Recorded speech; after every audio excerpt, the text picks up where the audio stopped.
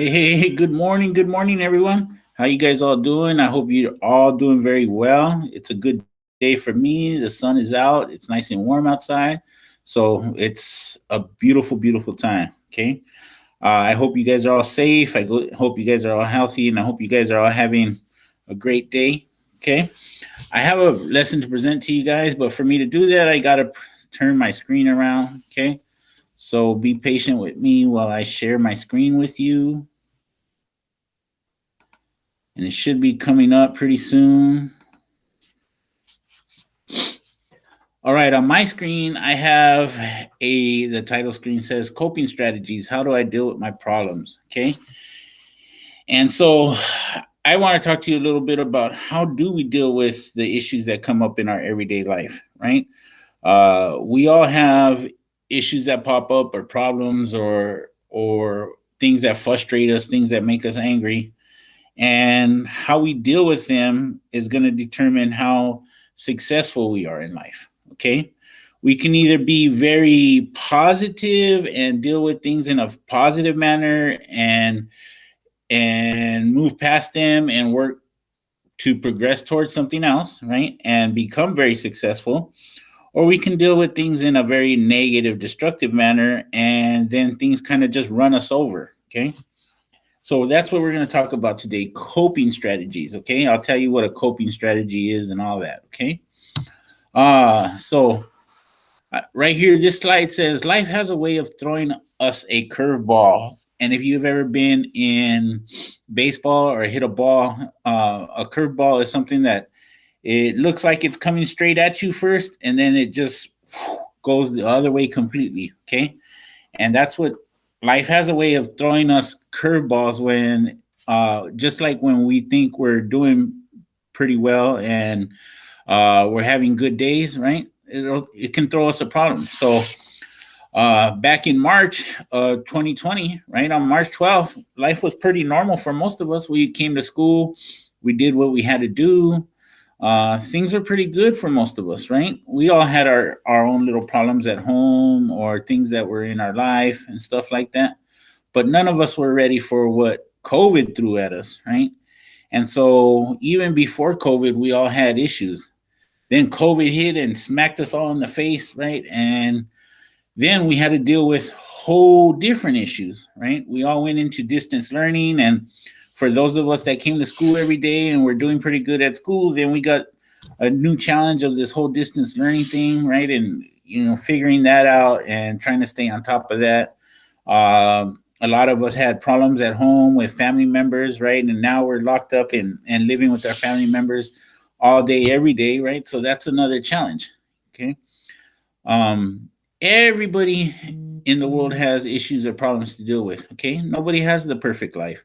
No matter how rich you are, no matter how famous you are, no matter how perfect you think you are, right? Everybody has problems that they have to deal with. So we all got to figure out how do we deal with those problems. Okay. Uh, what strategies or what things can we do to help us reset our mind, right? And refocus and get out of the anger, get out of the frustration, and get back on with our life. Okay, so that's what we're talking about. We must find ways to cope, and coping means deal with our problems, right? There are negative coping mechanisms. And here's the definition for a negative coping mechanism. Okay, it's dealing with a problem that might cause more harm to you than good, or it's bad for you in the long run. Okay, so if you're dealing with something in a way that's gonna hurt you, okay, or cause more problems for you, then it's a negative coping mechanism. Okay, it's a negative way or a not good way of dealing with problems. Okay, and then there's something called a positive coping mechanism, and this definition is a lot more complicated. Okay, so I'm gonna read you the complicated definition, and then I'm going to break it down for you so you guys can understand it a little easier. Okay, because it's a little complex. Okay, so a positive coping mechanism, it says, is an adaptation to an environmental stress that is based on a conscious or unconscious choice that enhances control over behavior or gives psychological comfort. So Man, that is a big, giant definition, right? And so let me break it down for you piece by piece, okay? So where it says an adaptation, okay, that's just a change, okay? That's all that means. To environmental stress, that means problems around you, okay, or issues around you that is based on conscious or unconscious choice. That means just you do something either thinking about it or you do something automatically, right? That enhances control over behavior or gives you psychological comfort. That gives you control over your own behavior or makes you feel better, okay? So positive coping mechanisms are changes to the problems around you, okay, that you make based on your own thinking or something that automatically happens, right? And it changes how you behave or if you feel better, okay? Let me give you an example. Okay, we all have the stove, right? And our mom always told us not to play around the stove or not to play with the fire, right? But the very first time you put your hand over a hot fire or a hot stove, right? That's an environmental stress. That's a problem going on around you, okay? The stress is the fire, right? And you're going to feel that burn on your hand, okay? So you're going to do something that is either conscious or unconscious, right? Our body would do something automatically and pull our hand away from the fire the minute it starts to feel hurt or pain, okay? And then it pulls our hand away from the fire so you could feel better, okay? Your body would feel better, your mind would feel better, okay? So pulling your hand away from a fire or getting away from that fire is your positive coping mechanism, okay? The adaptation was the change. You pulled your hand away. The environmental stress was the fire, okay? It was unconscious because your body did it automatically, right? And it did it so that way you can feel better, right? So you understand that, right? So let's talk about these are some examples of some of the negative coping mechanisms that people use in life, okay? And these aren't good things for you or good things for anybody. For example, criticizing yourself or negative self talk. Okay. If you're walking around and you weren't successful at something and you call yourself dummy or say you're stupid because you can't do it or you're terrible at things, right? That's criticizing yourself and that's negative self talk. That's not going to help you in the problem and it won't help your mind feel any better. Okay. So we don't do that. A lot of older folks will get in arguments or problems in their relationships or with their family, and then they'll jump in a car and they're going to take off really fast down the street, right? And that's very dangerous because they can cause somebody to get hurt in a car accident, either themselves or somebody else, right? Chewing your fingernails, that's something that a lot of people that have anxiety are doing, right? And also it's a negative way of dealing with problems, okay? Becoming aggressive or violent, this is something that we see a lot in people, okay? When they are confronted with problems and they don't know how to deal with them in life very positively, then they become aggressive or they start wanting to hit people or throwing or kicking or yelling at other people, okay? Uh, Eating too much or too little, okay? It could be a negative coping mechanism. If you get into a problem and then all of a sudden you want to go to the refrigerator and you want to eat a whole cake, okay? Or you don't want to eat at all dinner anymore for days because you're not feeling happy with yourself. Okay, that's a negative coping mechanism. When people choose to smoke or chew tobacco, that's negative coping mechanism. When people drink alcohol because they have problems, that's a negative coping mechanism. Okay, yelling at your spouse, you guys don't have spouses because you guys are too young. But if you yell at your parents or yell at your brothers and sisters or anybody that would be considered your family or friends, that would be negative coping mechanism. Okay. Taking a recreational drugs or taking any drugs, honestly, right? And then avoiding friends and family. So even if you're having a bad day and you pull away and you want to go lock yourself in your room and not be around anybody, right? It can be okay temporarily to do that. Everybody needs some time on their own to do that, okay? But if that's all you do, or if you're doing it too much and you're not interacting with your friends and family, they're going to be really worried about you.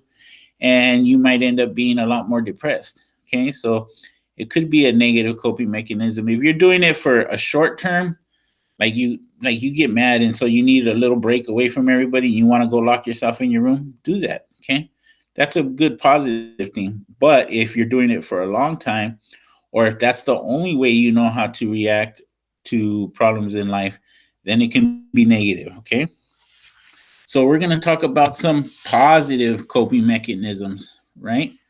So here are some examples of some things that you could do all alone where you wouldn't need anybody else. You don't need uh, to invest a lot of money in things that you could just do on your own. Okay, you won't even need a lot of supplies or anything. So the first one, it says write. A lot of people write in a journal. Okay, or they draw, they paint, and they use that as a way to vent their frustrations or get out their anger with the problem. Okay, play a musical instrument. If you know how to play guitar, you could play guitar or any other instrument, piano, right? Some people sing when they are dealing with problems in their life. Okay. Some people dance to deal with the problems in their life. Some people even write songs to deal with problems in their life. Okay. Take a shower or bath. That could be a good one just to help you relax and help you get your mind straight and get focused, right? Going out in the garden and putting your hands in dirt, believe it or not, that's a very good way to um, have a positive coping mechanism and deal with problems in life, okay? Taking a walk or going for a drive. I know you guys can't really go for a drive because you don't have your own cars and you're not old enough to drive, right? But if it's safe for you to take a walk, right, then taking a walk would be perfect, right? Maybe somebody could go with you on a walk around the block or something. Watching television or a movie, that gives us an escape temporarily to be able to escape from our reality. Okay, so that's a good thing. Watching cute dog videos on YouTube or cat videos on YouTube, right? Going shopping, I know that's probably you're not probably able to do much of that, right? Uh, but believe it or not, if you clean or organize your room, that's a good mental health positive coping mechanism, right? So many people get affected mentally in a positive way after they clean their room and they feel so much better about things. Okay.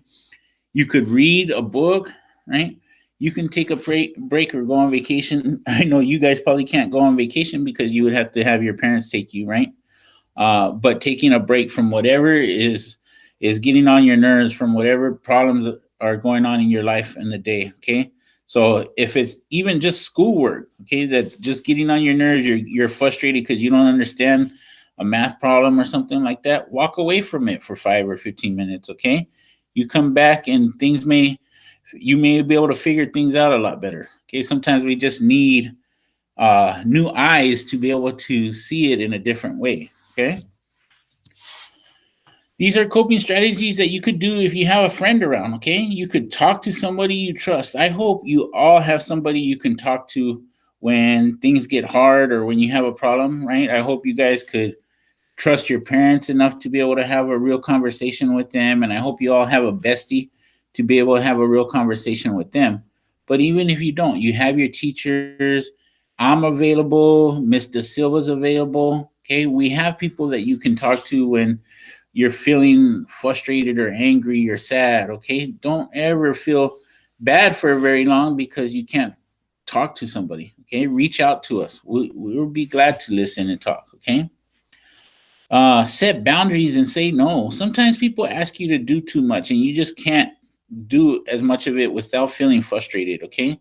So if you have to tell people, no, I can't, that's okay.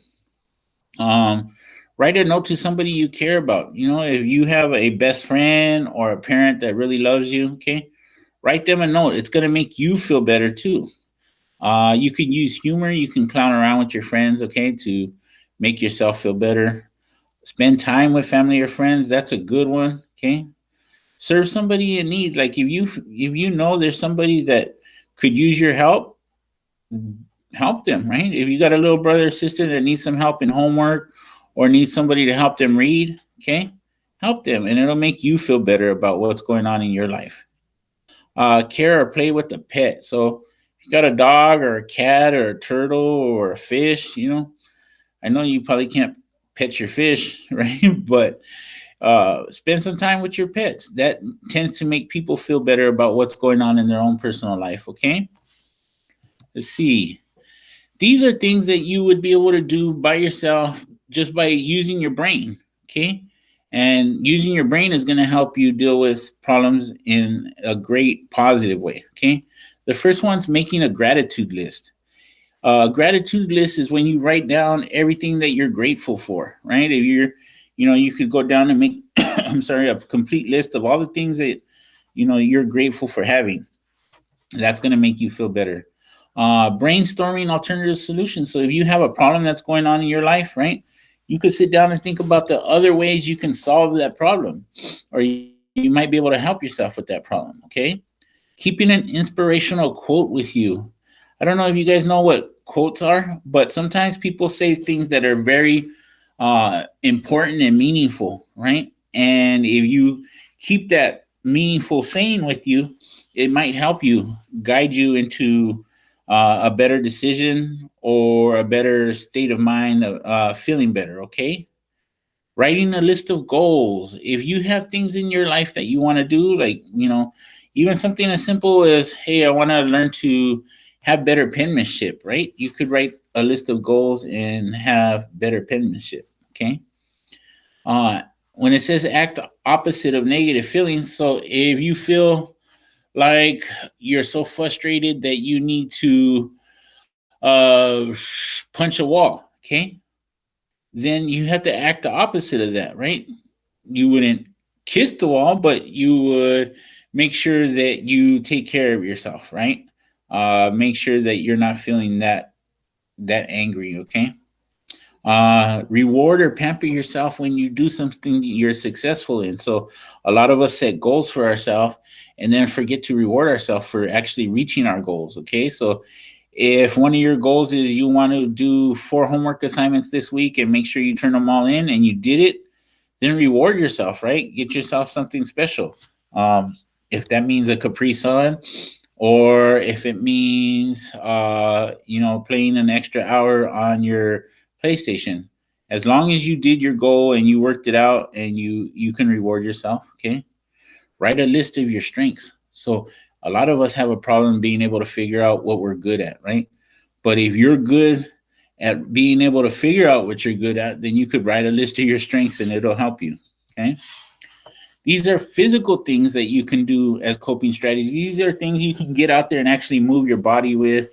Okay. You could exercise or play sports. A lot of people do use sports as a way to deal with their frustrations or their anger issues, and being able to cope with it. Okay. Catharsis means like doing things like yelling into a pillow or punching a punching bag or punching a pillow, right? It's something that you go out there and you just get all your anger out and then you can let it go. Okay. Crying. Crying, believe it or not, is one of the best things you can do. Okay. And I know a lot of us, when we grew up, people used to tell us, oh, don't cry. That's what little babies do. Or if you're a man, you're not supposed to cry, right? Big girls don't cry. The problem is everybody cries, and it's okay to cry. Crying is the only way our soul has to clean itself, right? If our bodies are dirty, then we get in there and we take a shower or a bath, right? What happens when your soul is dirty, okay, or it feels dirty? Then you got to cry, and it's okay to cry. And getting that good cry out is what makes your body relax afterwards. What makes you so tired and makes you want to take a nap, okay? Crying can be a good thing as long as it's not on an everyday basis, right? If you have a good cry once in a while, though, don't beat yourself up. Reward yourself. That was a good thing, okay? Mm-hmm. Getting enough sleep. So most people don't get enough sleep, and especially young people need to get enough sleep. Okay, we need to put away our phones because that steals our sleep from us. Okay, you could eat healthy foods, and you can do the deep, slow breathing. Okay, I don't know if you remember, but we've probably worked on the deep, slow breathing before last year. Okay, where you breathe in through your nose and hold it, and then exhale through your mouth, right? You would breathe in through your nose, hold it, and exhale through your mouth, right? that helps us deal with a lot of issues in life. Okay. Um, this is where I want to talk about one of the ways that young people tend to deal with problems is by listening to music. Okay. Listening to music can be one of the greatest positive coping strategies that you could ever have. Okay. And it could put you in a better time and place. It could make you lift your spirits. It could make you want to dance. It could make you feel so much better. Okay.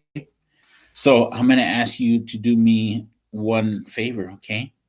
I want you to come up with a couple songs, maybe three if you can. Okay. But one or two is fine. I want you to tell me the name of a song and the artist who sings that song. Okay. Of songs that make you feel better when you're not feeling too good. Okay. When you're feeling down or you're feeling sad or you're feeling angry or frustrated, tell me the name of a song that you could put on and that it'll make you feel better. Okay. You can send me your songs to my email, right? Or you can give them to your teacher and they'll get them to me. Okay. It doesn't have to be three songs. If you can come up with three, that would be so great. Okay. But if you can't and you can only come up with one or two, that would also be great. Okay. I want to hear those songs. I want you guys to tell me what your songs are so that way I can look them up if I don't already know what they are. Okay. It doesn't matter what area of music they're in. It could be rap, rock, whatever you want to tell me. Okay. Honestly, I don't even care if they have curse words in them. Okay. If that's the music you listen to make yourself feel better, then I want to know what music it is. Okay.